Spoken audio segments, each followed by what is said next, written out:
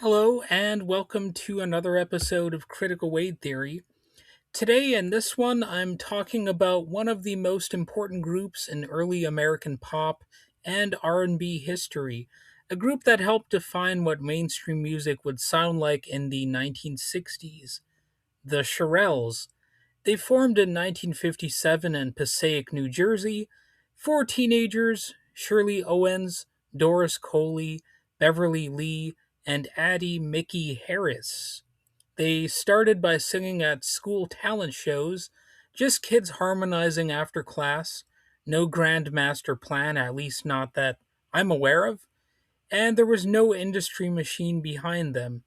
And that's part of what makes their later success remarkable.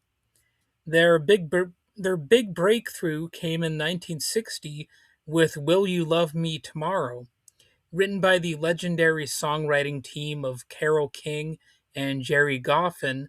The song became the first track by an all-female group to hit number 1 on the Billboard Hot 100. So that's actually a milestone by itself. It was a huge cultural moment, really. But here's why the song really mattered even more than that. It treated teenage romance seriously in a song form. It wasn't a novelty song, it wasn't just bubblegum fluff. It asked a real question. After tonight, will you still care about me? And that vulnerability was fairly new in mainstream pop. It was not something that I'm aware ever happened before. I mean, if you can find an example of it, I suppose that'd be great. But I think this was definitely one of the very first times that teenage romance was actually taken as a serious topic. And it might be the first time. I don't know. And it really set the song apart. It wasn't just a goofy, silly Billy tune about rebellious teenagers or teenage morons or something. It gave teenage girls and presumably teenage boys some emotional depth on the radio. And that tone became part of what defined the early 60s girl group sound. It wasn't all just goofiness. And before that number one hit, they'd already made waves with a song called Tonight's the Night, written by their producer Luther Dixon, and that song reached the top 40 and helped put them on the map. And then came Dedicated to the One I Love, another early success that showed how strong the material coming out of New York's songwriting scene was. And that scene, often called the Brill Building sound, centered around professional songwriters crafting polished songs that blended doo-wop, R&B, and mainstream pop. And the Shirelles became one of the defining voices of that era, especially through their work with Scepter Records. They had a string of classics like Tonight's the Night, Mama Said, Baby It's You, Soldier Boy, and a song simply called Boys. Soldier Boy was released in 1962 and it became their second number one hit. And that same year, pop culture gave us the playful weirdness of Monster Mash by Bobby Boris Pickett. So that might seem like a random thing to mention here, but it's a reminder of how wide the musical landscape was at the time. So you had some relatively more serious songs like what the Shirelles were making, and then stuff that's just relatively goofy like the Monster Mash. And musically, the Shirelles blended doo-wop harmonies with pop structure and R&B feeling. But what really set them apart wasn't flashy vocals or massive production. It was the warmth, the clarity, and the feeling of emotional honesty. Because in most of their songs, there's an element of restraint. Like they're not showing off.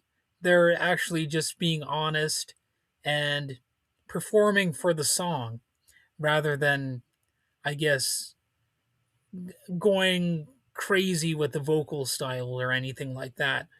They sounded like real young women figuring things out in real time, and that was probably a part of their appeal. They were, of course, talking about love, doubt growing up, and there was an authenticity to it that's part of what still makes their records feel relevant. And their influence spread far beyond the United States. British bands in the early 60s were paying close attention, most notably the Beatles. Yes, the Beatles covered Baby It's You and Boys on their early albums, absorbing elements of American girl group songwriting into what would soon explode as Beatlemania. So it's not just like they were influencing listeners, that they had musical listeners like the Beatles who obviously were into what they were doing. And they weren't the only ones influenced. The Shirelles helped pave the way for later girl groups like the Ronettes, the Supremes, and Martha and the Vandellas. You can hear their emotional directness echoing through those later acts. And of course, success in that era came with some serious challenges, as it certainly still does today. Like many artists of the time, the Shirelles would deal with meager royalty payments and exhausting touring schedules. And the music industry has always had a complicated relationship with fairness, especially for young performers. Basically, I just used a diplomatic way of saying they ripped people off and all that kind of stuff. And I suppose you might argue that, well, they got to make money. Of course, some of these artists are going to be underpaid just for that reason alone. And sure enough, these record companies, they do have to make money, and there's going to be some sort of disadvantage based on the need to make a profit. But I have a feeling that a lot of these performers, they end up bashing the music industry for a reason, and it's not just sour grapes because the they wanted all the money or something like that. No, it's because some of these record companies were kind of ripping people off and other things, and there were lineup changes that began in the mid 1960s for the Shirelles.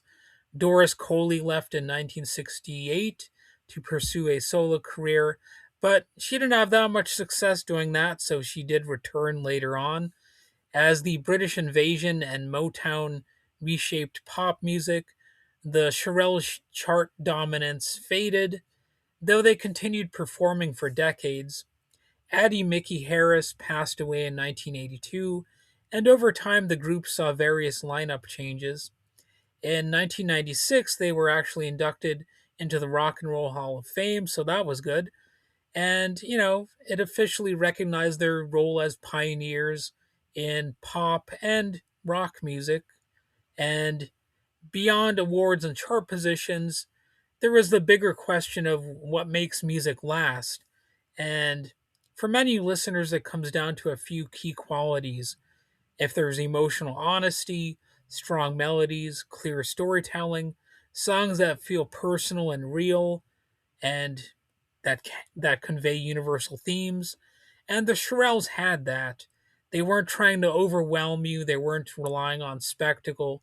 They were crossing over between R&B and pop at a time when that crossover mattered pretty deeply, and they helped define what the sound of young America in the early 1960s would be. And in doing so, they shaped what pop music could be. It could be sincere, melodic, vulnerable, and powerful without shouting your lungs out.